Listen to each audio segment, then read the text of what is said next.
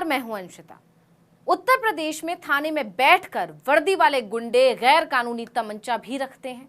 आपकी गाड़ी में, घर में या दफ्तर में उसे प्लांट भी कर सकते हैं और फिर आपको उठाकर जेल में भी डाल सकते हैं। यूपी में ठोकोराज का ये नया मकाम है। जी हाँ, अगर आप उत्तर प्रदेश में रहते हैं तो सावधान हो जाइए, आप बहुत बड़े खतरे में हैं। ये खतरा आपको किसी और से नहीं बल्कि योगी आदित्यनाथ के वर्दी वाले गुंडे से है। ये लोग खुलेआम घूम रहे हैं जो कभी भी किसी भी मामले में किसी गरीब, मजबूर, लाचार, बेबस आदमी को उठा सकते हैं और उसे झूठे केस में फंसा सकते हैं। केस में फंसाकर या तो आपको डराकर पैसा मांगेंगे या फिर आपको कोई बड़ा गुंडा साबित करके अपनी बहादुरी का मेडल ले लेंगे। गैर कानूनी तमंचे पर डिस्को करने वाली यूपी पुलिस किसी को भी गैंगस्टर साबित कर सकती है और कभी भी। ये कोई कहानी या मजाक नहीं है बल्कि सच्ची घटनाएं इसकी तस्दीक कर रही हैं। योगी आदित्यनाथ की पुलिस आम जनता के साथ ये गंदा खेल खेल रही है। इन दावों के पीछे की वजह है वो 2 मामले जो केवल 24 घंटे के अंदर ही सामने आए हैं। इन मामलों ने तमाम सवाल भी खड़े कर दिए हैं। सबसे ज्यादा हैरानी की बात है कि ये दोनों ही मामले मेरठ के हैं और दोनों ही मामलों में पुलिस के अवैध हथियारों के सौदागरों से मिले होने, निर्दोष जनता को धमकाने, औरतों को प्रताड़ित करने और फिर उन्हें ब्लैकमेल करने के वीडियो आम जनता के सामने हैं। पहला मामला किठौर के राधना का है। राधना इनायतपुर का रहने वाला फिरोज अपने घर का सीसीटीवी फुटेज लेकर एसएसपी ऑफिस पहुंचा। इस सीसीटीवी फुटेज में योगी की पुलिस के गैंगस्टरों में तब्दील हो जाने की सिलसिलेवार कहानी थी। फिरोज ने बताया कि वो प्लम्बर का काम करता है। 27 सितंबर की रात करीब 8:30 बजे थाने के 3 पुलिसकर्मी उसके घर पहुंचे। दरवाजा खोलते ही पुलिसकर्मियों ने फिरोज की मां से स्कूटी की चाबी मांगी। सीसीटीवी फुटेज में साफ दिखाई दे रहा है कि एक पुलिसवाला चोरी से स्कूटी की तरफ बढ़ रहा है और परिवार की नजरें बचाकर डिग्गी में कुछ रख रहा है। इसके बाद पुलिस फिरोज को खींचकर बाहर लाती हुई दिखाई देती है। पुलिस वाले स्कूटी की तरफ बढ़ते हैं। किसी फिल्मी सीन की तरह एक पुलिस वाला बाकायदा इसकी रिकॉर्डिंग भी कर रहा है। फिर दूसरा पुलिस वाला स्कूटी की डिग्गी खोलता है और तमंचा बरामद करने का वीडियो बनाता है और स्कूटी लेकर चले जाता है। जब पीड़ित अपनी स्कूटी लेने थाने पहुंचा तो योगी के वर्दी वाले गुंडों ने उसे झूठे मामले में फंसाकर एनकाउंटर की धमकी दी। इतना ही नहीं, पीड़ित ने यह भी आरोप लगाया कि पुलिस ने स्कूटी छोड़ने के एवज में उससे 50,000 रुपए की वसूली की है। यह वसूली दलाल के जरिए की गई, लेकिन पुलिस की पूरी कलाकारी सीसीटीवी कैमरे में कैद हो गई। पीड़ित ने घटना से जुड़ा सीसीटीवी फुटेज जब सरेआम कर दिया तब जाकर पता चला कि योगी की पुलिस तो वसूली गैंग का धंधा शुरू कर चुकी है। अब क्योंकि पीड़ित के पास उसके खिलाफ रची गई इस साजिश का सबूत था तो पुलिसकर्मी फंस गए। जब मामला बढ़ा तो इन पुलिसकर्मियों के खिलाफ एक्शन लेना पड़ा। अब बताया जा रहा है कि एसएसपी रोहित सिंह ने पीड़ित की शिकायत और दिखाए गए सीसीटीवी के आधार पर मामले की जांच का आदेश दे दिया है। जांच के आधार पर किठौर थाने पर तैनात 3 पुलिसकर्मी चौबे सिंह, ओमवीर सिंह, अनिल कुमार को निलंबित कर दिया गया।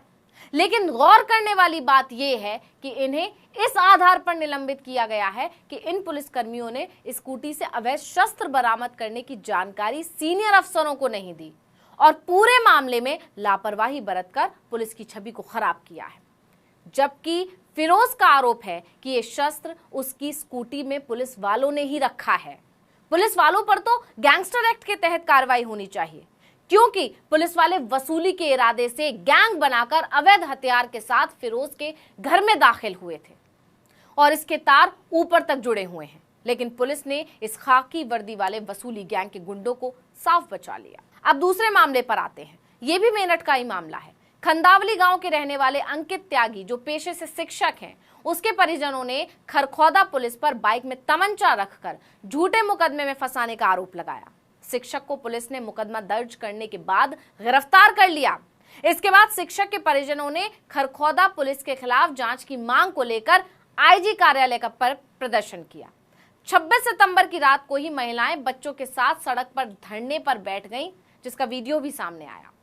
राखी त्यागी। क्या हुआ बताओ। सर, जबरदस्ती हमारे घर में पुलिस बढ़ी है और पुलिस बढ़ के 2 लोग बहला फुसला के हमारे पापा को ले गए हैं बात करते हुए। एक उसमें से फिर वापस आया, उसने हमारी बाइक में कट्टा रखा है और कट्टा रख के फिर वो गया है फ़ोन सुनता सुनता, और फिर हमारे सीधे घर में बढ़ के हमारे छोटे भाई को पकड़ के ले आई है। हमारे पूरे DVR मांग रहा है, COB SOB की 2 घंटे में हम छोड़ देंगे, हमें DVR दे दे, लेकिन हम DVR नहीं देंगे क्योंकि हमारे पास वही प्रूफ है। एक क्या रखा उन्होंने आपकी बाइक में? बाइक में तमंचा रखा था सर, तो तमंचा रखा हुआ था बाइक में, उसने तमंचा रखा है और तमंचा रख के फिर आगे को गया है, फिर वापस आया है। और हमारे परिवार के किसी के सामने उसने कोई नहीं देखा कि कुछ सामान है के लिए नहीं रखा है। खरखौदा क्षेत्र के खंदावली गांव निवासी किसान अशोक त्यागी का परिवार के लोगों से जमीन का विवाद चल रहा है। मामला अदालत में चल रहा है। रिश्तेदारों का आरोप है कि दूसरे पक्ष से मिलकर पुलिस अशोक के परिवार का उत्पीड़न कर रही है। 26 सितंबर की रात खरखौदा पुलिस उनके घर पहुंची। पहले पुलिस कर्मियों ने बाइक की जांच की तो कुछ नहीं मिला।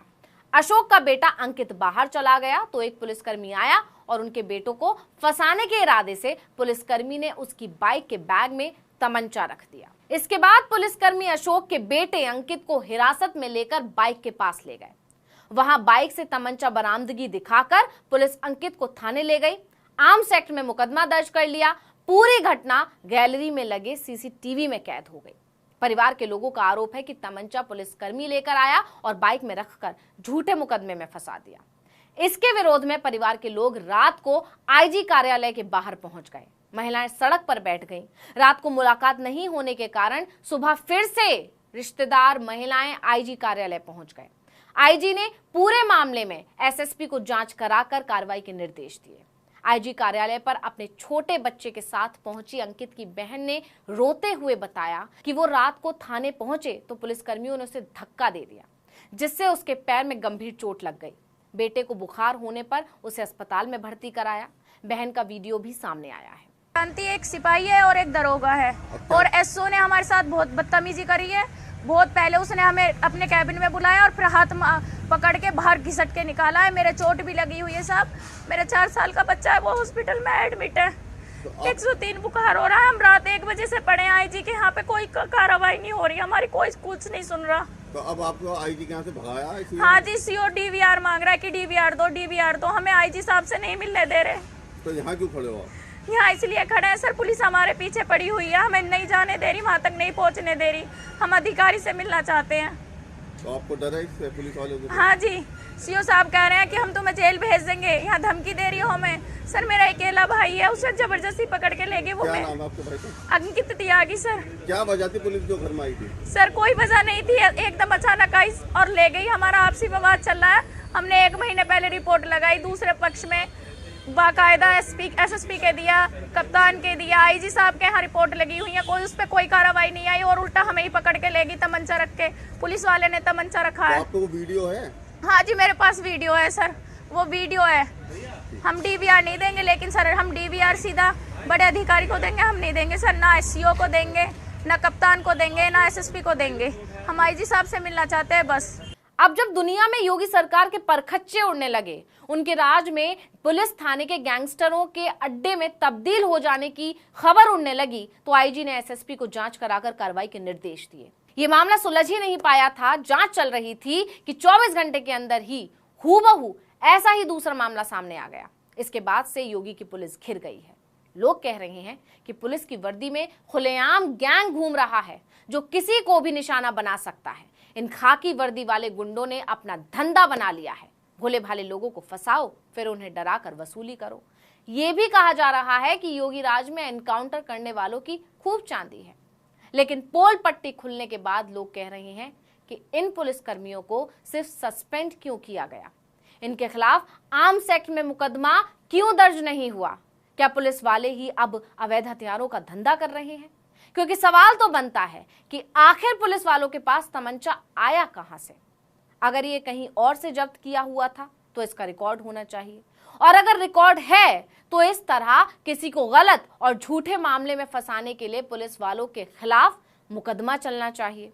और अगर ये रिकॉर्ड में नहीं था तो ये तमंचा आखिर है किसका?